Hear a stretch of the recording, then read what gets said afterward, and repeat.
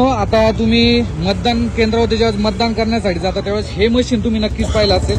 तर मी पिंपरी चिंचवडमध्ये आहे आणि इथे जे इलेक्शन कमिशन आहे त्यांनी ना इथे एक मशीन डेमो म्हणून लावलेले आहे. आता इथून पुढे ज्या पण निवडणुका होतील त्या ठिकाणी हे एक मशीन असणारच आहे, जिथे आपण उमेदवाराचं नाव असतं, त्यानंतर इथे चिन्ह असतं आणि त्याच्या पुढे आपल्याला बटन म्हणजे त्याला मतदान करायचं असतं. त्यानंतर हे नवीन जे मशीन आहे ते ऍड झालेले आहेत. तर संजीव सर आहेत, तर ते आपल्याला आता हे नवीन मशीन काय याच्याबद्दल सांगतील. हा ऍक्च्युअली आपण वोटिंग मशीन हा डेमो आहे. जेव्हा तुम्ही वोटिंगला जाणार आहे त्यावेळेस त्या बूथमध्ये ह्या 2 मशीन असतात. ह्याला म्हणतो आपण बॅलेट युनिट, ह्याला म्हणतो आपण व्हीव्हीपॅट युनिट.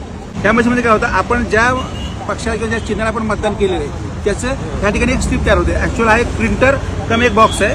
मतदार जे आहेत त्यांना आपण केलं मतदान बरोबर झालंय का, त्याच पक्षाला किंवा त्याच चिन्हाला झालंय का हे ह्या मशीनमुळे क्लिअर होतं. तर समजा मी हे 7 नंबरला जे जी आहे आणि त्यांचं हे चिन्ह आहे, समजा इथं जर प्रेस केलं ओके, तर अशा पद्धतीनं एक स्लिप तयार होणार.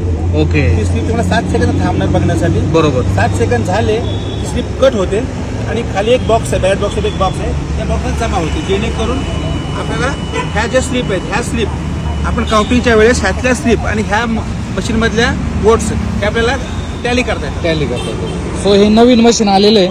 सो नेक्स्ट आता जे आपण निवडणुका होतील त्या ठिकाणी तुम्हाला हे नवीन मशीन नक्कीच पाहायला भेटेल. सो ही काय नवीन माहिती होती. धन्यवाद सर.